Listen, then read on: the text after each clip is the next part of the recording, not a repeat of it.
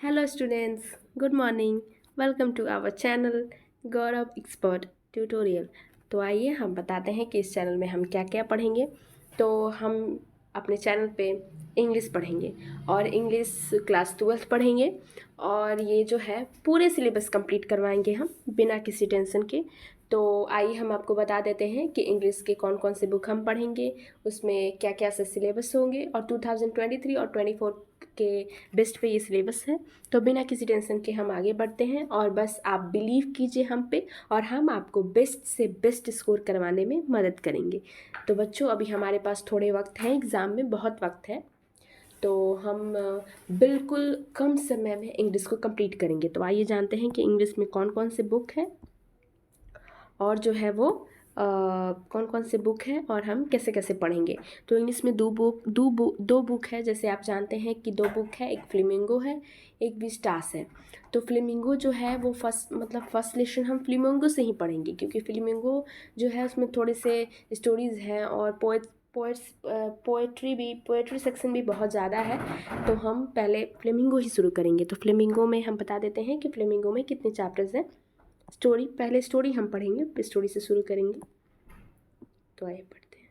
The last lesson है, the last spring है, deep water है, द रैट ट्रैप है, इंडिगो है, पर्च एंड पेनकेक है, इंटरव्यू है और गोइंग प्लेसेस है। ठीक है, तो ये सभी चीज़ें हैं। तो हम इसे पढ़ेंगे, एकाएक करके पढ़ेंगे बिना किसी वरी के।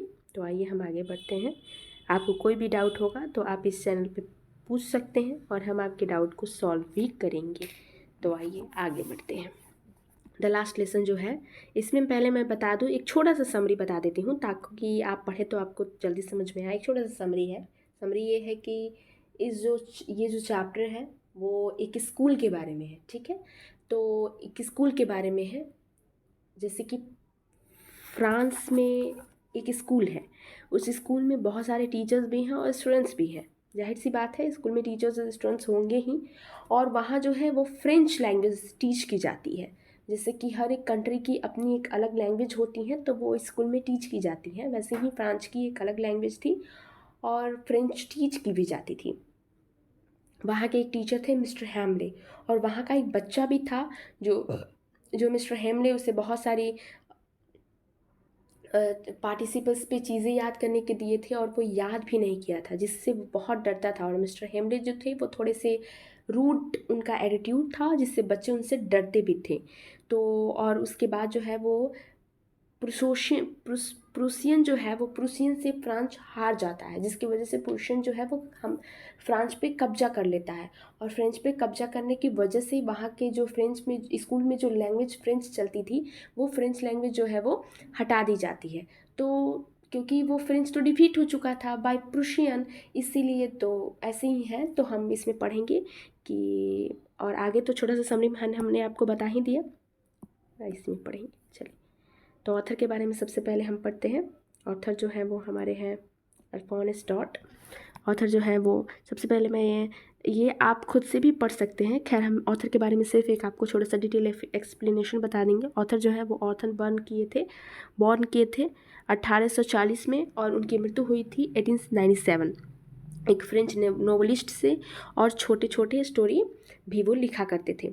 लास्ट लेसन जो है वो उन दिनों की कहानी है जब प्रूशियन से फ्रैंको हार गया था एक युद्ध में।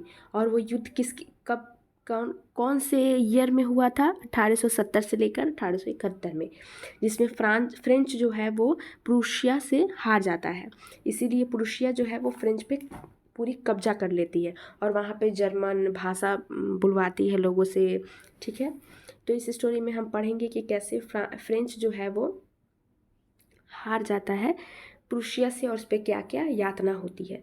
तो आप इसे पढ़ लीजिएगा, ये ऑथर के बारे में है। खैर, हम आगे बढ़ते हैं।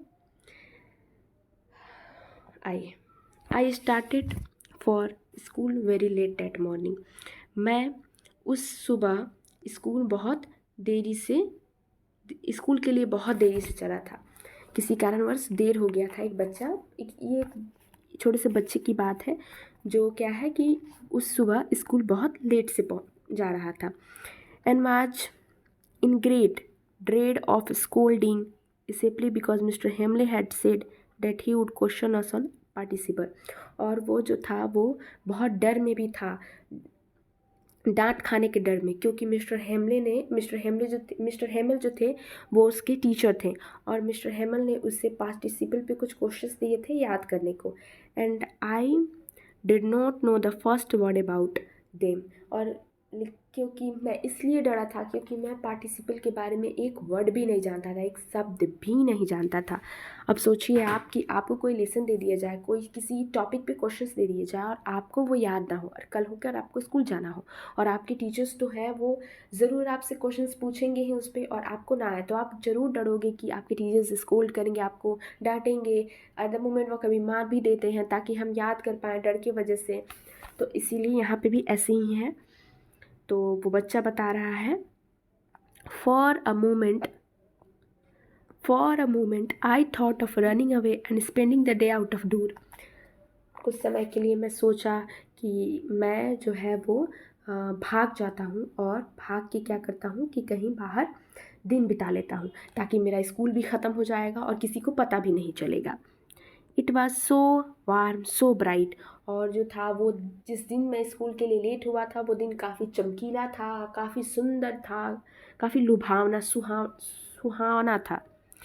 The bird were chopping at the edge of the woods. और जो थे जंगल में जो थे वो चिड़िया जो थे वो चहचहा रहे थे।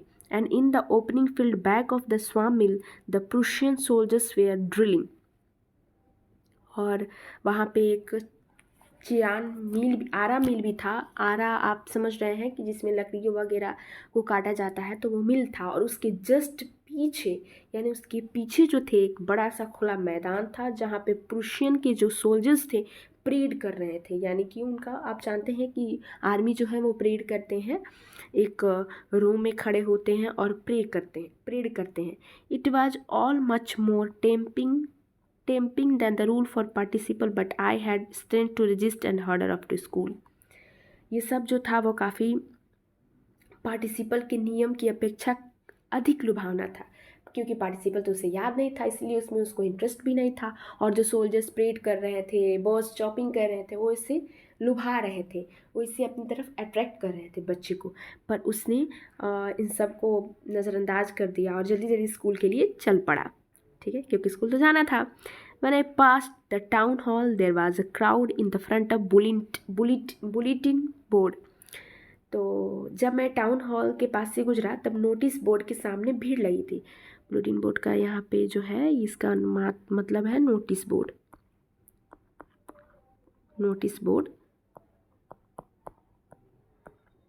ठीक है, तो जब वो क्या हुआ कि वो वहाँ से जल्दी जल्दी स्कूल के लिए निकल रहा था, तो वहाँ से निकला जब वो टाउन हॉल से, तो उसने बहुत सारी भीड़ देखी। नोटिस बोर्ड, आप जानते हैं कि टाउन के जो बड़े बड़े सिटीज़ होते हैं, टाउन्स होते हैं, वहाँ पे एक बोर्ड होता है जिस पे न्यूज़ छपती है, डेली न्यूज़। उस पर लगता है कि क्या गुड न्यूज़ है, क्या बैड न्यूज़ है हमारे इलाके के लिए। तो वहाँ पे वो छपता था। तो वहाँ से जैसे ही वो गुजरा, वहाँ पे उस नोटिस बोर्ड के सामने बहुत सारी भीड़ पाई। For the last 2 years, all our bad news had come from there. और वो जानता था कि पिछले 2 सालों से जितने भी हमारे लिए ख़राब समाचार है वो सब उस बुलेटिन बोर्ड पे ही आते थे। The lost battle, the draft, the order of the commanding officer, and I thought to myself without stopping, what can be the matter now? तो वहीं ये सोच रहा है कि जब हम युद्ध हार जाते थे,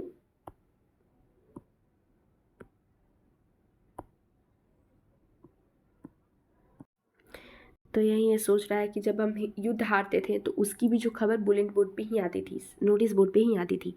जब हमारे लिए कोई, जो हमारे ऑफिसर थे, सेना के जो मुख्य होते हैं, आर्मी के जो मुख्य होते हैं, वो जब हमारे लिए कोई नोटिस भेजते थे, इन्फॉर्मेशन भेजते थे, या कोई ऑर्डर करते थे, हमें कोई ऑर्डर लगाते थे, तो उसकी भी जो समाचार थी वो उस नोटिस बोर्ड पे ही आती थी। युद्ध में जब हम पराजित हो जाते थे या कमांडिंग ऑफिसर आज्ञा देते थे, तो हम भी उस नोटिस पे ही आता था। And I thought to myself without stopping, और इसीलिए बिना रुके मैं ये सब अपने मन में सोच रहा था। वो रुका भी नहीं था, ऐसा नहीं था कि वो रुक के नोटिस बोर्ड पे नोटिस पढ़ रहा था, नहीं, ऐसा नहीं था। वो आगे भी बढ़ रहा था और सोच भी रहा था, क्योंकि उसे पता था कि नोटिस बोर्ड पे क्या आएगा, वही बैड न्यूज़ जो वो इतने दिनों से जानता था, what can be the matter now. लेकिन वो ये भी सोच रहा था कि पता नहीं बात क्या हो सकती है। Okay, then I hurried by as fast as I could. और तब मैं जल्दी तेज़ी से जा रहा था, जैसे मैं तेज़ी जा रहा था, क्योंकि मुझे बहुत जल्दी जाना था। The blacksmith the Wachter who was there with his apprentice reading the bulletin called after me, "Don't go so fast, bub. You will get to your school plenty of time." फिर जब मैं वहाँ से गुजर रहा था तो जो लोहार था, ब्लैक स्मिथ का मतलब लोहार होता है, जो लोहार थे या जो वहाँ के लोग थे जो समाचार पढ़ रहे थे, वो मेरे पीछे से बोले, ओहो, इतना फास्ट मत जाओ, इतनी तेज़ी से मत जाओ बच्चे, तुम अपने स्कूल अच्छे टाइम से पहुंच जाओगे, अभी काफ़ी वक्त होगा तभी तुम पहुंच जाओगे। I thought he was making fun of me. मुझे लग रहा था I thought he was making fun of me. मुझे लग रहा था कि वो मेरी मजाक उड़ा रहे हैं, वो मुझे चिढ़ा रहे हैं, क्योंकि मैं स्कूल के लिए लेट हो गया था। And reached mister Hummels little garden all out of breath. और मैं मिस्टर हैमल जो थे उनके बगीचे के पीछे बगीचे में मैं पहुंचा। ठीक है, मतलब मैं हाँफते हुए पहुंच गया स्कूल, तो फाइनली पहुंच गया। Usually when school begin there was a great bustle. जब भी मतलब जो स्कूल था वो खुलता था तो बहुत शोर होता था। Which could be heard out in the street, जो बाहर सड़क पे भी सुनाई देती थी, क्योंकि बच्चे भीड़। The opening and closing of desk, बच्चे जो थे वो डेस्क को खोलते थे, बंद करते थे, खोलते थे, बंद करते थे, उसकी भी जो शोर थी वो बाहर सुनाई देती थी। लेसन रिपीटेड इन यूनिशन, और जो टीचर्स जो उन्हें पाठ देते थे वो जोर जोर से ऊंचे स्वर में दोहराते थे। वेरी लाउड, बहुत जोर से। With our hands over our ears to understand, और जो हमारे हाथ थे वो हमने अपने कान पर रखकर ऊंचे ऊंचे स्वर में पाठ जो हम दोहराते थे। And the teacher's great ruler rapping on the table, और जो हमारे शिक्षक थे उनके जो रूलर थे वो जोर जोर से जो हमारे डेस्क थे उस पर वो खटखटाते थे, ताकि हम डर के वजह से याद कर पाए। But now it was so still, लेकिन पता नहीं ऐसा क्यों था कि आज बहुत शांत था, सब कुछ शांत था। I had counted on the commission to get to my desk without being seen, और मैं आशा कर रहा था कि शोर के बीच किसी की नज़र में आए बिना मैं अपनी डेस्क पर पहुंच जाऊं, यानी कि मुझे कोई नहीं देखे कि मैं लेट हो गया हूं, क्योंकि मुझे किसी ने लेट देख लिया तो वो मिस्टर हैमल ही देख ली तो मुझे बहुत डांटेंगे, बल्कि मार भी सकते हैं। इसलिए वो शोर से बच के धीरे धीरे अपनी डेस्क पे जाके बैठ रहा था। But of course, that day everything had to be quiet as Sunday morning. पर उस दिन सब कुछ एकदम शांत था, जैसे मानो कि रविवार की सुबह हो। Through the window I so my classmates already in their place, और खिड़की से मैं देख रहा था कि मेरी जो सहपाठी हैं वो पहले ही अपने डेस्क पे जाके, अपनी सीट पे जाके बैठ चुके हैं। Okay, and Mr. Hamley walking up and down with his treble iron ruler under his arm, और मिस्टर हैमल जो थे वो जा रहे थे, आ रहे थे, ऊपर नीचे आ रहे थे, जा रहे थे, और जो थे उन्होंने अपने हाथ में एक बहुत ही भयानक रूलर रख लिया था जिससे सभी बच्चों को डर लगता था। ठीक है, okay. I had to open the door and go in before everybody, और मुझे जो था वो दरवाज़ा खोलकर सभी के सामने जाना पड़ा। You can imagine how I blessed and how present I was. अब तुम अंदाज़ा आप लगा सकते हो कि मैं कितना डरा हुआ था, कितना सहमा हुआ था, मुझे कितनी शर्म भी आ रही थी कि मैंने लेट कर दिया, और ऊपर से मुझे बहुत डर भी लग रहा था कि सब कुछ शांत हो और आप एक बैग किसी पोजीशन पे, किसी सिचुएशन पे जाओ तो आपको कितना शर्मिंदगी महसूस होती है। ओके, तो मुझे बहुत शर्मिंदगी महसूस हो रही थी। But nothing happened. Mister हैमल so me and said very quietly. पर जैसा कि मैंने सोचा वैसा बिल्कुल भी नहीं हुआ, और जो था कुछ भी नहीं हुआ। तो मैं अंदर ही अंदर थोड़ा खुश भी हो रहा था, जाहिर सी बात है, और कुछ भी नहीं हुआ। मिस्टर हैमल ने मुझे देखा और बहुत दया के भाव से कहा, go to your place quickly little French. और उन्होंने कहा, नन्हे फ्रेंच शीघ्र अपने स्थान पर जाकर तो बैठ जाओ। We were beginning without you. और हम लोग जो थे बिना तुम्हारे हम ये पार्ट शुरू कर देते, लेकिन अच्छा हुआ कि तुम टाइम से आ गए। आई jumped over the bench and set down at my desk. मैंने अपने बेंच के ऊपर से कूद कर अपने डेस्क पर बैठ गया। Not till then when I had got a little over my fright did I see our teacher had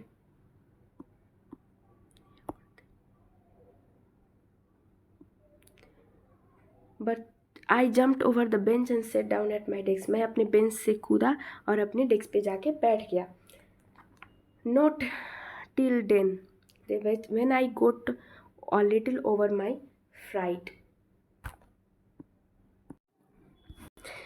तो मैं जो अपने बेंच से कूद के अपने डेस्क पे बैठा, मैंने इस दौरान ये भी नहीं देखा कि मेरे जो टीचर थे that our teacher had on his beautiful green coat। तो मैंने ये भी नहीं देखा कि जो हमारे जो अध्यापक थे मिस्टर हैमल जो थे वो ग्रीन कोट यानी हरी कलर की कोट पहनी हुई थी।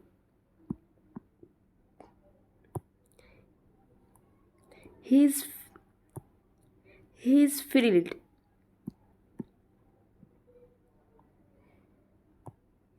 frilled shirt and the little black silk cap।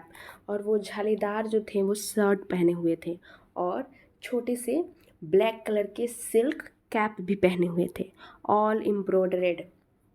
और सभी जो थे वो इसी लिबास में जितनी वो केवल मतलब वो सब कढ़ाई किए हुए थे, जितने भी छोटे रेशमी छोटे से सिल्की जो कैप थे, शर्ट थे, कोट थे, वो कढ़ाई किए हुए थे। That he never over expect on inspection and prize day. और वो इसे जो थे वो इस तरह के कपड़े जो थे वो प्राइज डे और प्राइज डे को छोड़कर बाकी किसी दिन भी वो इन सब कपड़ों को नहीं पहनते थे, कभी नहीं पहनते थे। लेकिन आज उन्होंने पहना था। Beside the whole day seemed so strange and solemn. हालांकि जो पूरा दिन था वो काफ़ी विचित्र और गंभीर लग रहा था, यानी कि उस बच्चे को अभी भी समझ में नहीं आ रहा था कि आखिर हो क्या रहा है। But the thing that surprised me most was to see on the back benches that were always empty। लेकिन सबसे ज़्यादा उसे जो चीज़ बहुत मतलब आश्चर्य लग रहा था वो ये था कि उसने अपने बैक बेंचेस पे यानी अपने पीछे वाले बेंचेस पे जो हमेशा खाली रहती थी वहाँ कुछ देखा। The village people sitting quietly like ourselves। Old Hosher with his 3 Conrad hat। पर उसने देखा कि उसकी जो पीछे वाली जो बेंच थे उस पे जो थे वो जो हमेशा खाली रहता था वहाँ पे आज जो थे वो गांव के जितने भी लोग थे वो आकर उस पे बैठे हुए थे, जो बिल्कुल उस जैसे बच्चे शांत थे वैसे वो लोग भी शांत होकर बैठे हुए थे। वो जो थे ओल्ड हॉशर थे, यानी ओल्ड हॉशर थे, भूतपूर्ण मेयर थे, विथ हिज 3 कॉर्नड हेड, जिनकी जो टोपी थी वो 3 मुखी थी यानी 3 कोना था उसमें। The former mayor, the former postmaster और पूर्व पोस्टमास्टर, और इनके अतिरिक्त बहुत सारे और लोग भी थे। एंड सेवरल अदर बिसाइड, और उनके बाद भी बहुत सारे लोग थे। Everybody looked sad and Hauser had brought on old primer thumbed at the edge. और बहुत लोग, सारे लोग जो थे, बिल्कुल एवरीबडी, प्रत्येक लोग जो थे वो काफ़ी उदास थे। और जो था उन्होंने एक पुराना जो था वो हाँ बच्चों, तो चलिए कि हम पढ़ते हैं। और उन्होंने वो जो थे वो क्या की, वो जो ओल्ड हाउस थे यानी भूतपूर्व में जो मेयर थे, उन्होंने क्या किया था कि उन्होंने एक पुराना प्राइमर लाए थे जिनके जो किनारे थे वो मुड़े हुए थे। आप देख सकते हैं ऐसे पेपर्स थे जिनके किनारे जो मुड़े हुए थे, आप देख रहे हैं ऐसे किनारे उसके मुड़े हुए हैं। ठीक है, यानी पुराने जो पेपर्स होते हैं वो फोल्ड किए होते हैं तो उनके जो एजेस हैं वो मुड़े हुए होते हैं। Thumbed at the edge, and he held it open on his knee with his great spectacles lying across the pages. और फिर उन्होंने वो जो क्या के थे, वो जो मुड़ा हुआ जो पेपर्स था वो अपने घुटने पर रखकर उसे खोलने लगे क्योंकि वो मुड़ा हुआ था। और उन्होंने अपने बड़े बड़े और जो पेज थे उन्होंने पेज को उन्होंने अपने बड़े बड़े चश्मों से के बीच में से पढ़ा। While I was wondering about it all, Mr. Hamel mounted his chair and in the same grave and gentle tone. मैं ये सब कुछ देख ही रहा था, मतलब मैं ये सब कुछ देख रहा था कि क्या हो रहा है, क्योंकि उसे तो कुछ समझ नहीं आ रहा था। तभी मिस्टर हैमल जो थे अपनी कुर्सी पर चढ़ गए और बहुत गंभीर और शांत स्वर में उन्होंने उससे बात करते हुए बोला, My children, that is the last lesson I shall give you. मेरे बच्चे, यह मेरा अंतिम सत्र है, अंतिम पाठ है जो मैं तुम्हें पढ़ाऊँगा. The order had come from Berlin to teach only German in the school of Alps and Lorenz. क्योंकि जर्मन से ये आदेश आया है, बर्लिन से ये आदेश आया है कि अब सिर्फ जर्मन भाषा ही एलेंस और लॉरेन के स्कूल में सिर्फ जर्मन भाषा ही पढ़ाई जाएगी. The new master comes tomorrow. नए जो शिक्षक हैं वह कल से आएंगे. This is your last French lesson. ये तुम्हारा अंतिम फ्रेंच सत्र है, पढ़ाई है.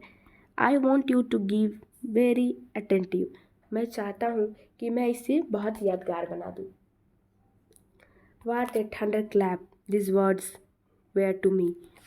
ये जो शब्द थे वो मुझे कितना दुख हो रहा था. ये सब जो है वो मुझे कितना दुखी कर रहे थे. ये एकदम मैं एकदम चौंक गया और मैं ऐसा आशा ही नहीं कर रहा था कि ऐसे शब्द भी हो सकते हैं, कोई बोल सकता है. उफ, the rich that was they had put up on the town hall. ओ, वो अभोग लोग तो ये था, उन्होंने टाउन हॉल पर लगाया हुआ था. तो अब वो सोचने लगा, फटाफट उसके दिमाग में, ओहो, यानी टाउन हॉल के जो नोटिस बोर्ड था वहाँ पे इसलिए भीड़ लगा हुआ था ताकि वहाँ पे बुरा न्यूज़ था. ओहो, चलो आगे बढ़ते हैं. My last French lesson. और फिर वो लड़का जो है बहुत उदास होकर बोलता है, माई लास्ट फ्रेंच लेसन, यानी मेरा जो फ्रेंच का अंतिम पाठ है. Why I hardly knew how to write. ओफो, क्यों, मैं तो बहुत मुश्किल से सीखा था कि फ्रेंच कैसे लिखते हैं और अब फ्रेंच बंद हो रहा है. जैसे ही मैं फ्रेंच लिखना शुरू कर दिया वैसे अब जर्मन भाषा भी शुरू हो जाएगा. I should never learn any more. अब ओहो, कितना मुश्किल से मैं सीखा था, मुझे बहुत दुख हो रहा है. अब मैं और नहीं सीख पाऊँगा, यानी मैंने जितना सीखा है उतना ही हो गया. I must stop there. मुझे यहीं रुकना होगा. देन ओफ, how sorry as I was for not learning my lesson for seeking birds egg और going sliding on the Saar. ओफ, मुझे अपने पाठ नहीं पढ़ने का कितना दुख हो रहा है. मैं कितना सॉरी बोल रहा हूँ. मुझे बहुत दुख हो रहा है कि मैंने अपने लास्ट लेसन को नहीं पढ़ पाया. मैं अपने फ्रेंच लैंग्वेज को नहीं पढ़ पाया हूँ क्योंकि मुझे जब भी फ्रेंच लैंग्वेज पढ़ाई जाती थी, जब भी ग्रामर्स पढ़ाई जाती थी तो मैं उसे छोड़कर चिड़ियों के अंडे देखने चला जाता था और सार पर फिसलने के लिए निकल जाता था. मैं अपनी पाठ छोड़ कर जाता था. My books that had seemed such a nuisance a while ago, so happy to carry my grammar.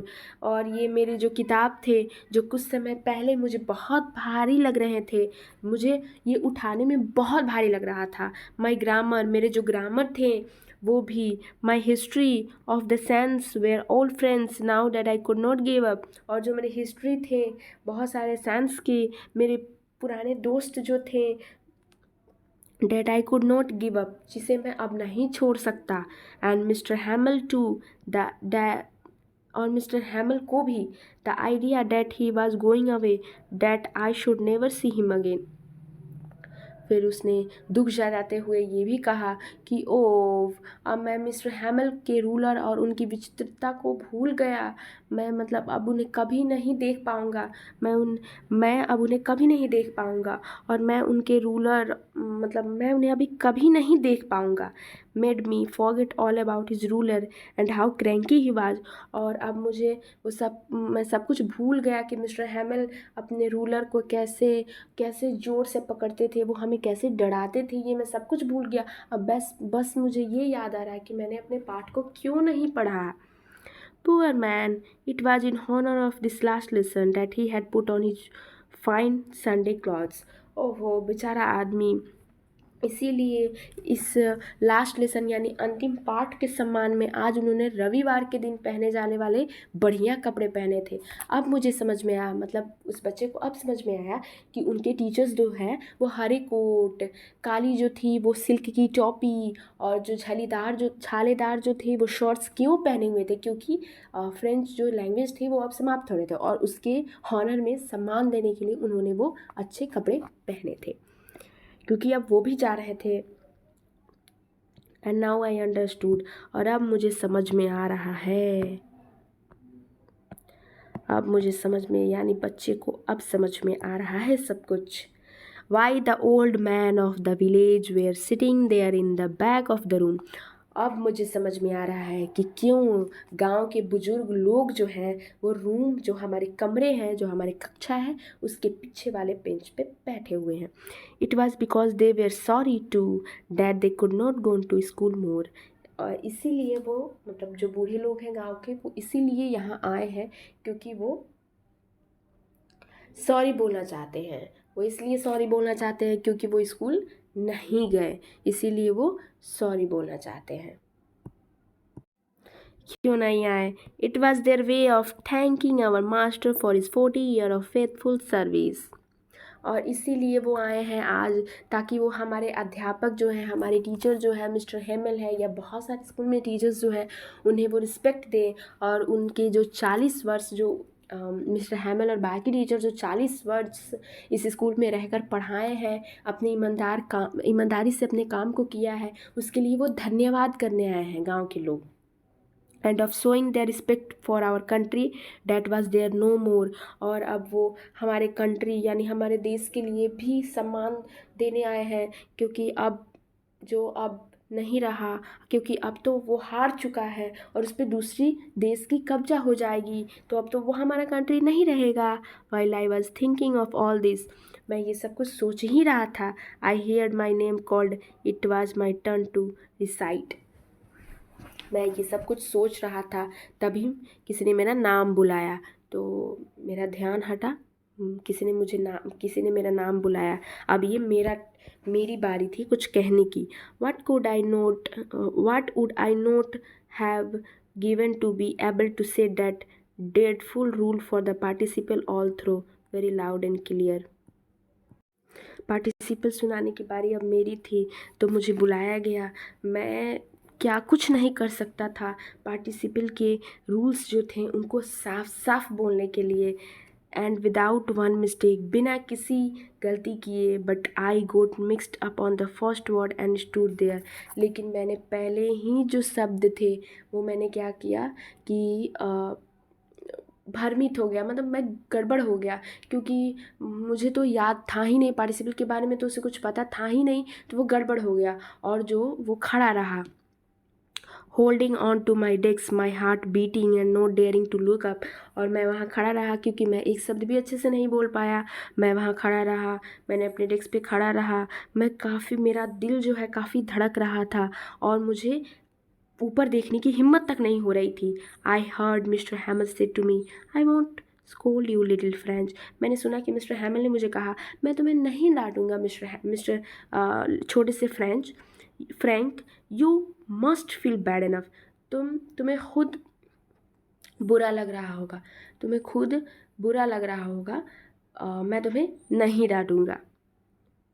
C how it is, देखो कैसे है ये। Every day we have said to our self, bah I have plenty of time. और हर दिन हम अपने आप से कहते हैं, वाह हमारे पास तो बहुत सारा समय है सीखने के लिए, पढ़ने के लिए। I will learn it tomorrow, मैं इसे कल समझूंगा, कल सीखूंगा। हम सभी इससे कहते हैं कि मैं इसे नहीं पढ़ूंगा, मैं कल पढ़ूंगा, अभी बहुत टाइम है हमारे पास। And how you see where we have come out.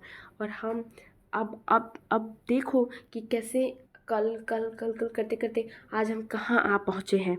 Ah that the great trouble with Alice, she puts off learning till tomorrow.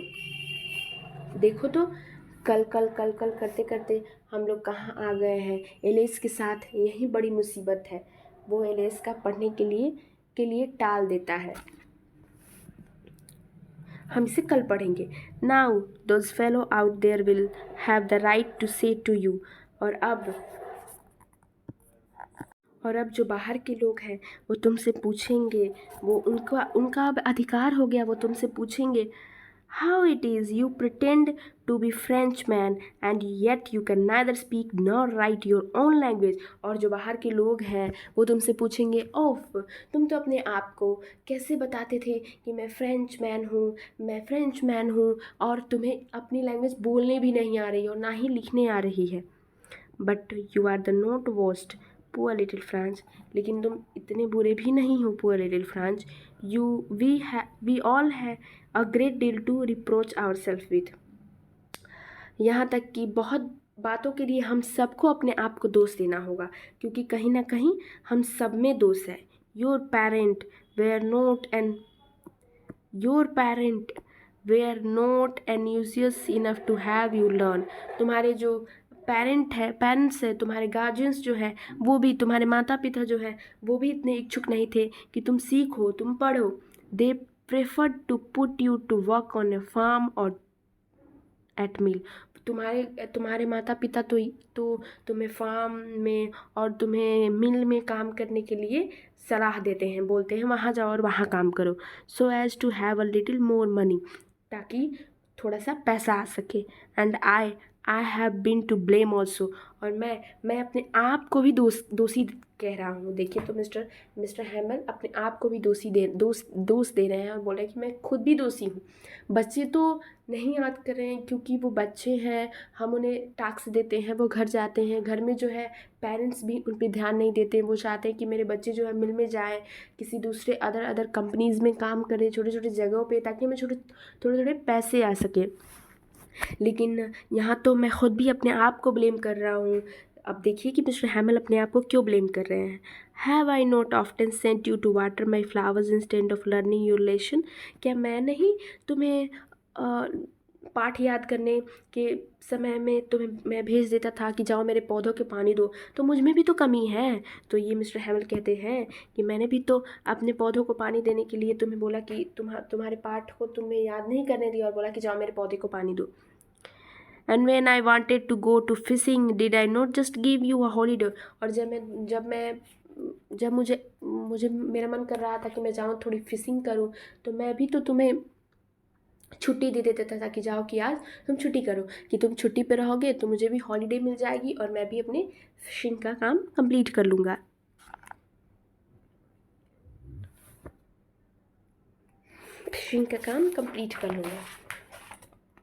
Then from one thing to another, और फिर एक चीज़ से दूसरी चीज़, mister Hamel went on to talk out of the French language saying that it was the most beautiful. और mister Hamel जो थे वो मतलब फिर एक बात से दूसरी बात निकालते रहे, बहुत सारी कमियां अपने आप में कहा कि मुझे ये कमी थी, मुझ में वो कमी थी, मैंने बच्चों को पानी पौधे में पानी डालने के लिए भेज दिया, छुट्टी पे भेज दिया ताकि मुझे टाइम मिल सके कि मैं फ़िशिंग कर सकूं या मैं अपने काम को कर सकूं। तो उन्होंने कहीं ना कहीं बच्चों से भी थोड़ी सी लापरवाही की है। तो अब जो है हेमल फ्रेंच थे वो क्या कर रहे थे कि वो अब फ्रेंच भाषा में बात कर रहे थे, क्योंकि फ्रेंच तो उनकी ओन लैंग्वेज थी, अपनी भाषा थी, तो वो तो बात करेंगे ही। और वो ये बोल रहे थे कि फ्रेंच जो है वो हमारी जो कंट्री जो है उसकी सबसे बेस्ट लैंग्वेज है, मोस्ट ब्यूटीफुल लैंग्वेज है। उन्होंने अपने फ्रेंच लैंग्वेज को ब्यूटीफुल बताया, यानी कि वो लैंग्वेज काफ़ी ब्यूटीफुल है। तो यहाँ आप देख सकते हैं कि मिस्टर हैमल को अपने कंट्री के प्रति कितना प्यार है। ये एक मैप है जो बता रहा है कि यहाँ पे फ्रेंच है, ये पेरिस है, बहुत सारे यहाँ जो है वो प्लेसेस को दर्शाए गए हैं। फ्रेंच है, यहाँ पेरिस पेरिस है, ये जर्मनी है जिस भाषा को थोपा गया है फ्रेंच पे, ठीक है। आप देख सकते हैं ये इटली है, ये स्विट्ज़रलैंड है और ये फ्रेंच है मिडल। ओके चलिए आगे बढ़ते हैं। मैप है, आप इसे देख सकते हैं। Okay, language in the world, French जो लैंग्वेज है वो बहुत सुंदर लैंग्वेज है। The clearest, the most logical, the we must guard it among us and never forget it.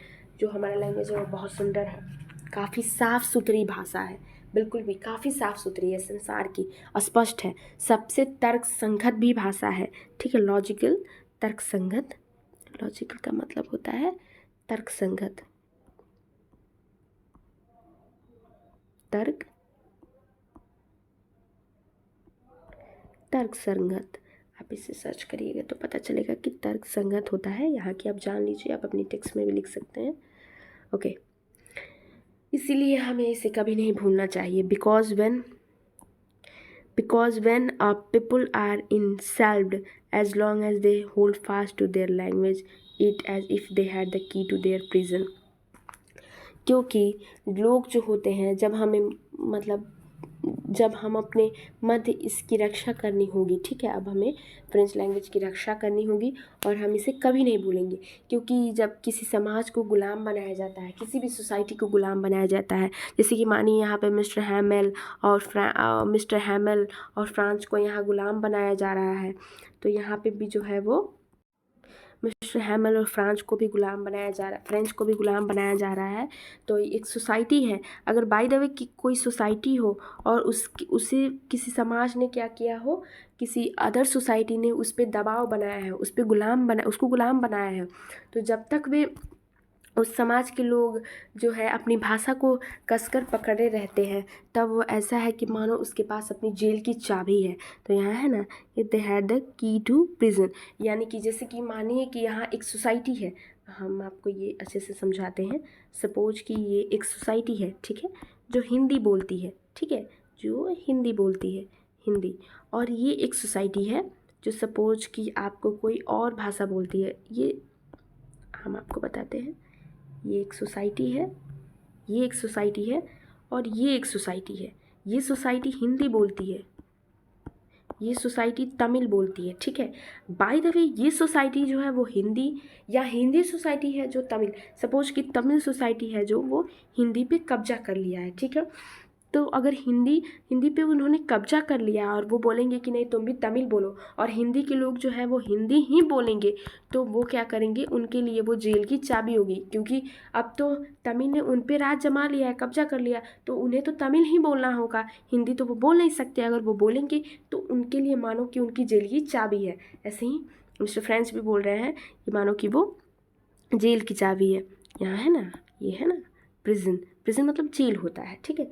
Then he opened a grammar and read us our lesson.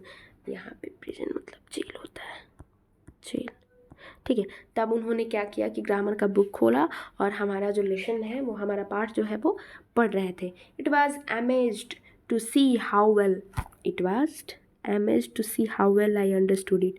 और ये मतलब समझना काफ़ी मतलब सरप्राइजिंग लग रहा था, काफ़ी आश्चर्यजनक था कि मैं उस लेसन को कितना अच्छे से समझ रहा था, क्योंकि इसके पहले तो मुझे कुछ समझ आ नहीं रहा था।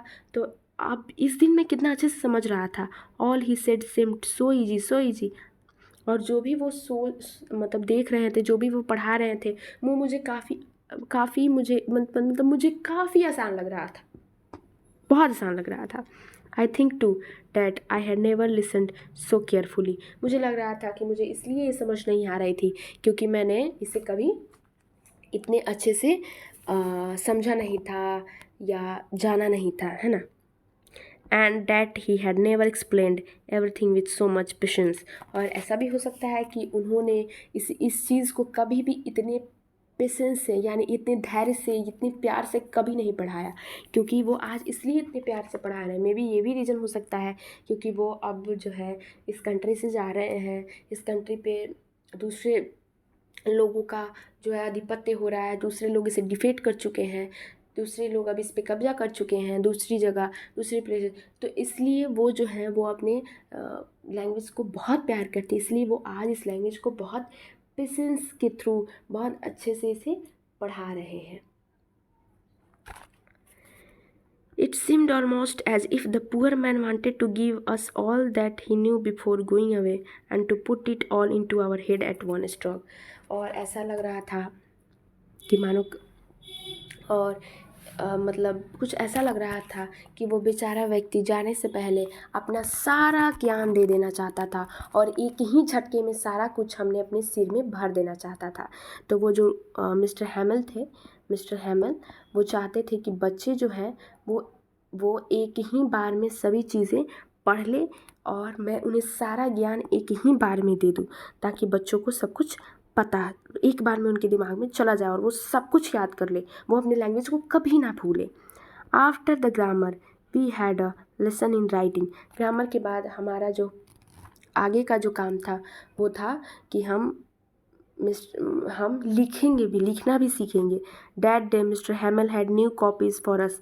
उस दिन मिस्टर हैमल के लिए हमारे लिए मिस्टर हैमल ने नया कॉपी भी लाई थी।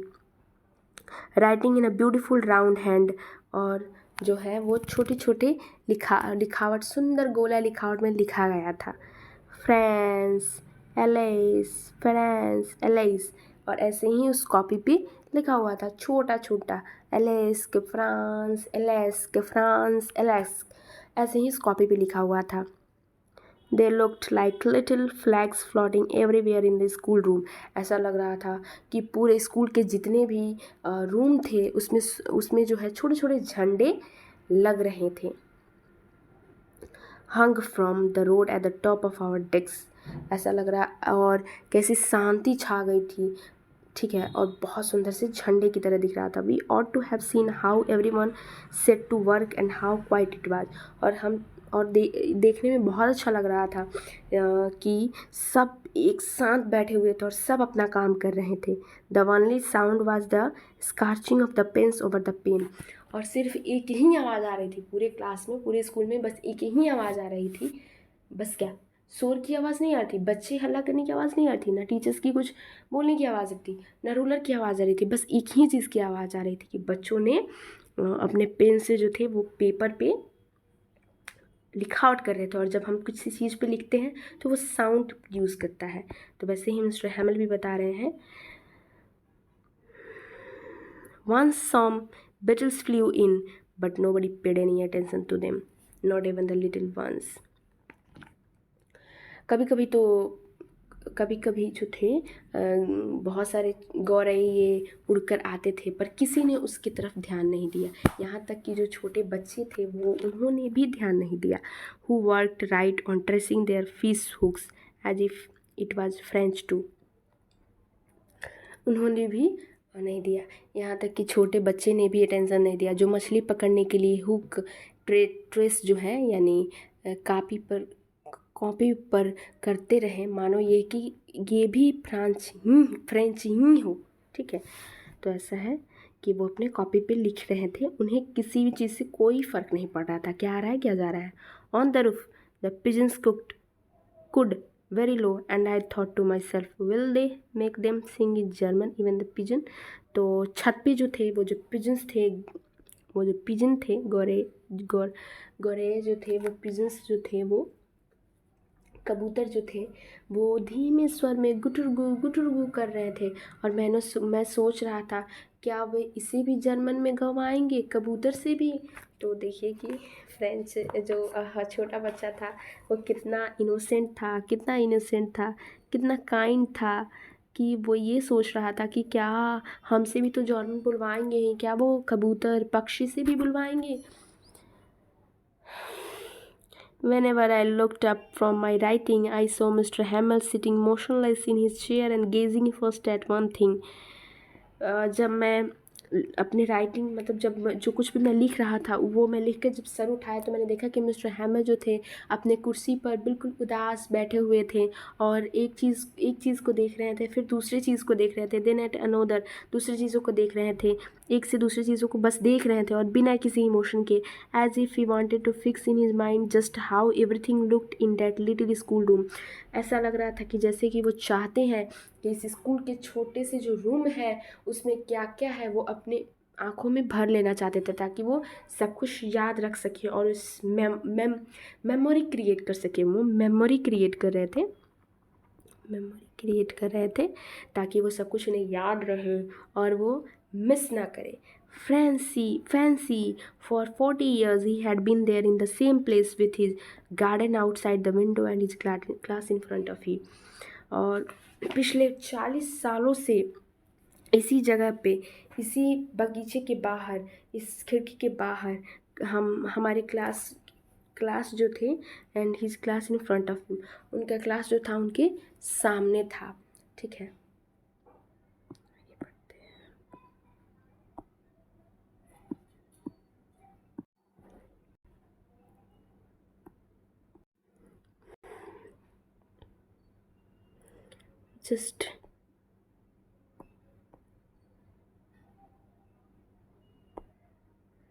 just like that, only the desks and benches have been worn smooth।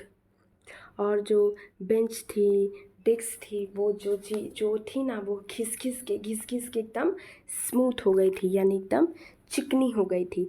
The walnuts tree in the garden were taller, और जो गार्डन में जो पेड़ थी, गार्डन में जो अखरोट की वृक्ष थी वो काफ़ी ऊंची भी हो गई थी, काफ़ी ऊंची भी थी। And the hope vine that he had planted himself twined about the winds to be roof, और जो हाफ वाइन जिसने उन्होंने खुद रोपा था वो खिड़की से लिपट कर छत पर पहुंच गई थी। ठीक है, यानी कि जैसे कि मानो कि एक पौधा थी जो ऐसे ऐसे कल करके खिड़की, ये सपोज ये खिड़की हो गया तो ये रूफ पर, खिड़की से ऊपर, ये खिड़की से सपोर्ट लेकर रूफ तक जा रही थी पौधा।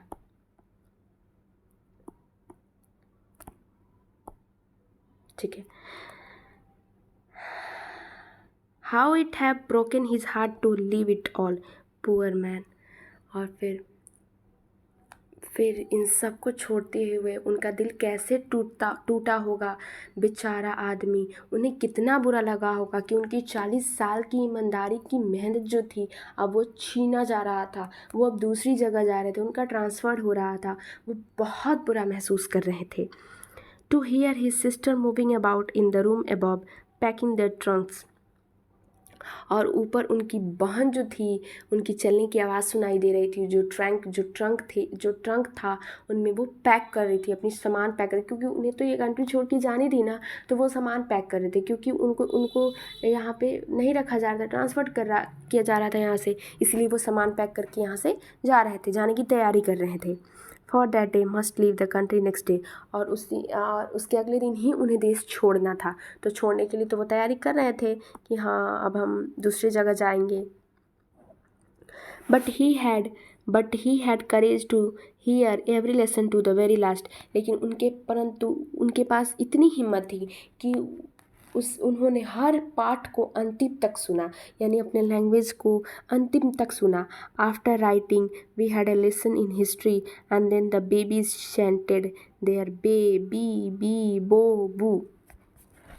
इसके बाद लिखने के बाद, यानी पहले तो फ्रेंच बोलना सीखा गया, उसके बाद वो लिखवाएं, और उसके बाद उन्होंने लिखवाने के बाद हमारी जो इतिहास की जो पुस्तक थी और फिर इतिहास की पुस्तक को पढ़ा, और फिर जो शिशु थी यानी कि जो बेबीज़ वो जो थे बा बी बी बो बू, वो उनकी जो थी वो बोल रहे थे, बोलकर याद कर रहे थे माने बच्चे।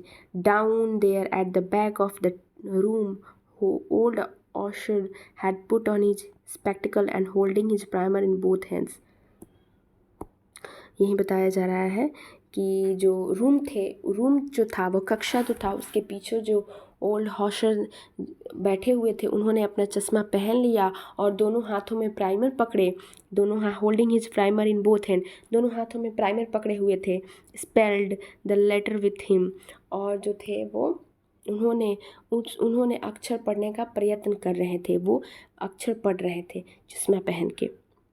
You would see that he too was crying, और आप देख सकते हैं कि वो भी बहुत रो रहे थे, वो खुद भी बहुत रो रहे थे। His voice trembled with emotion, और उनका जो आवाज़ था वो काफ़ी भारी था, काफ़ी काँप रही थी, क्योंकि वो बहुत इमोशन में थे, यानी बहुत दुख में थे, वो दुख अनुभव कर रहे थे अपनी कंट्री के लिए। It was so funny to hear him that we all wanted to laugh and cry. उनको सुनना बहुत ज़्यादा मतलब उन सभी बहुत हंसना और रोना चाह रहे थे, क्योंकि वो जो पढ़ रहे थे वो काफ़ी थोड़ा सा मजाक किया था। How well I remember it the last lesson. कितनी अच्छी तरह मुझे याद है वो अंतिम पाठ है, कितनी अच्छी तरीके से मैंने याद कर लिया, क्योंकि इसके पहले तो उसे कुछ याद होता नहीं था, और वो भी फ्रेंच लैंग्वेज में ग्रामर में। लेकिन टीचर ने उसे इस बार लास्ट लेसन पढ़ाया और उसे याद भी हो गया। देखिए तो कितनी जल्दी उसे सब कुछ याद भी हो गया, तो वो अब तरस खा रहा है कि कितनी जल्दी याद भी हो गया। अब काश मैं इससे पहले भी अपने लैंग्वेज को समझा होता, पढ़ा होता, तो मुझे और कुछ भी पता होता इसके बारे में डीपली। खैर आगे बढ़ते हैं। All at once the church clock struck 12। तब ही चर्च की घड़ी 12 बज गई। चर्च की घड़ी में 12 बज गई, और चर्च की घड़ी में 12 बज गई। Then the angels at the same moment the trumpets of the Persian returning from drill sounded under our windows। जैसे ही चर्च की घड़ी में 12 बजी, इसके बाद धार्मिक पूजा पाठ होने लगी। ठीक उसी समय ड्रिल से लौटते हुए, यानी उसने ड्रिल में देखा था ना कि जहाँ आरा मशीन मिल था, उसके पीछे जो थे वो परेड कर रहे थे ये आर्मीज़, तो वो जो है वहाँ से लौट रहे थे। साउंडेड अंडर विंडोज़, और जो खिड़की थे उसके उस पर उससे आवाज़ आ रही थी। वो जब जा रहे थे तो नगाड़े की हमारे खिड़की के नीचे बजने की आवाज़ आ रही थी। Mister Hamel stood up very pail in his chair. I never saw him look so tall. Mister Hamel जो है उन्होंने अपनी कुर्सी से खड़े हो गए। फिर वो बहुत बहुत मतलब बहुत उखड़ा हुआ लग रहे थे। मुझे वो कभी इतने लंबे नहीं लगे थे। My friend said he I but something choked him।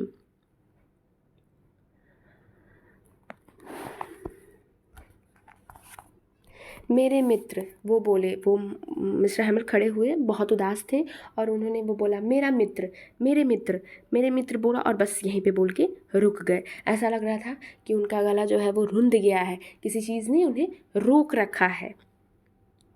He would not go on.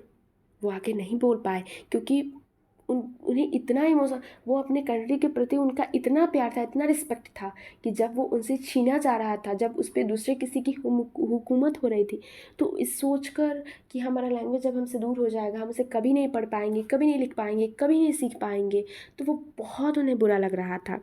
Then he turn to the black board, took a piece of chalk and bearing on with all his might he wrote as large as he could. फिर उन्होंने क्या किया कि अब तो उनसे बोला नहीं जा रहा था, उनकी गले तो एकदम रुंध गई थी, क्योंकि अब अंदर ही अंदर उन्हें रोना भी आ रहा था। तो उन्होंने एक चॉक को उठाया और जो ब्लैक बोर्ड है उस पर लिखना शुरू किया, ठीक है, और अपनी पूरी हिम्मत और ताकत से वो लिख रहे थे। He wrote as large as he could, और वो जितनी उनकी ताकत हो रही थी, जितनी उनकी कोशिश हो रही थी, उससे ज़्यादा वो लिखना चाह रहे थे कि वो जितने बड़ा हो सके उतना बड़ा अक्षर में वो अपने लैंग्वेज को लिख सके। वाइव ले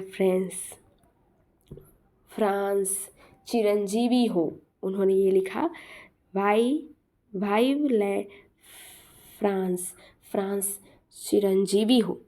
Then he stopped and leaned his head against the wall, and without a word, he made a gesture to us with his hand. School is dismissed. We may go. ठीक है, हम इसे पढ़ेंगे 1 मिनट।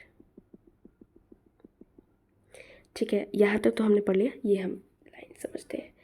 तब उन्होंने क्या किया कि वो रुक गए, फ्रांस चिरंजीवी हो लिख के वो रुक गए और उन्होंने अपने सिर को दीवार की तरफ झुका लिया, क्योंकि वो बहुत उदास थे। आप इससे समझ सकते हैं कि वो कितने सैड थे, आप इससे समझ सकते हैं कि वो कितने उदास थे। उनके अंदर कितने अपने राष्ट्र के प्रति, अपने नेशन के प्रति उनके अंदर कितनी प्यार थी, कितनी रिस्पेक्ट थी कि वो उनसे बोला तक नहीं जा रहा था, वो इतने उदास थे। और फिर वो क्या किए, then he stopped and leaned his head against the wall. फिर वो रुक गए और उन्होंने अपने सिर को दीवार की तरफ झुका लिया, क्योंकि वो बहुत उदास थे। विदाउट अ वर्ड, और वो एक शब्द भी नहीं बोले। He made a gesture to us with his hand, और उन्होंने अपने हाथ से संकेत किया, क्योंकि अब वो इतने इमोशनल थे, वो इतने उदास थे, वो इतने उनके अंदर शौरो था कि इमोशन की और सैडनेस की वजह से उनसे बोला नहीं जा रहा था। इसलिए उन्होंने बोर्ड पे चॉक से लिखा, और उसके बाद भी वो बच्चों को इशारा कर रहे थे, क्योंकि उनसे तो बोला जा नहीं रहा था। School is dismissed, you may go. और इशारों में उन्होंने कहा कि स्कूल समाप्त हुआ, तुम जा सकते हो, यू मे गो, तुम जा सकते हो। उन्होंने कहा ये सब कह के उन्होंने बच्चों को जो क्या हुआ वो भेज दिया। अब आप देख सकते हैं कि ये चैप्टर अब समाप्त हो गया, और देखिए कितने फ़नी वे में हमने इस चैप्टर को समाप्त किया, और कितने अच्छे तरीके से और बहुत ही कम समय में इस चैप्टर को समाप्त भी कर दिया। हम पूरे कंटेंट इस चैप्टर में डालेंगे और ट्राई करेंगे कि आगे से और भी डिटेल में हम इस चैप्टर को आपको पढ़ा सकें। और कोई भी गलती हुई हो या कोई भी चीज़ आप चाहते हो कि इसमें छूटा है, तो आप प्लीज़ मुझे कमेंट करके बताइएगा, और ये भी बताइएगा कि आपको किस तरीके से क्वेश्चंस चाहिए इसके आपको सारे PYQ सारे क्वेश्चंस मिलेंगे, सारे इंपॉर्टेंट क्वेश्चंस मिलेंगे। बस आप मेरे चैनल से जुड़े रहें और चैनल को सब्सक्राइब करें, और पसंद आया तो सब्सक्राइब करें, बेल आइकन को दबाएं, प्रेस करें, शेयर करें अपने फ्रेंड्स को, ताकि आप भी सीख सकें और आपके दोस्त भी सीख सकें। बस आप इसी मोटिवेशन के साथ पढ़ते रहिए और मुझे भी इंस्पायर करते रहिए, मोटिवेट करते रहिए, ताकि मैं आपके लिए इससे भी अच्छे से अच्छे वीडियो बनाते रहूं। और आगे हमारे क्वेश्चन आंसर्स हैं जिन्हें मैं बाद में कंप्लीट करूंगी। अभी तो आपको ये स्टोरी अच्छे से समझ में आ गया है। कोई भी प्रॉब्लम होगी मुझे ज़रूर पूछिएगा, ठीक है। तो एक बार फिर से आपको दिल से थैंक यू बच्चों, thank you students.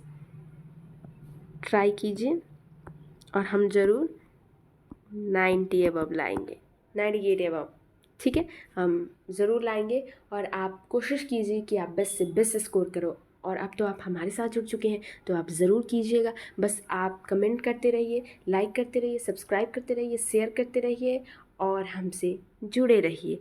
Thank you so much.